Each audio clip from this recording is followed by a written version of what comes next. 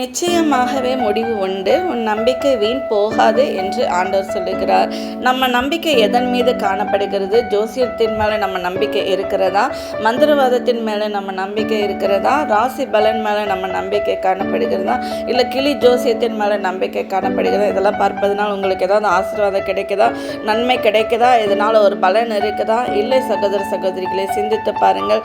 இப்படி இதன் மேலே உங்கள் நம்பிக்கை இருந்தால் எப்படி உங்களுக்கு ஆசீர்வாதம் கிடைக்கும்? இதுவே உங்கள் ஆசீர்வாதத்திற்கு தடையாக காணப்படுகிறது. உங்கள் நம்பிக்கை இயேசு கிறிஸ்துவின் மேலே இருக்கும் பொழுது தான் ஆசீர்வாதம், விடுதலை எல்லாமே கிடைக்கும்.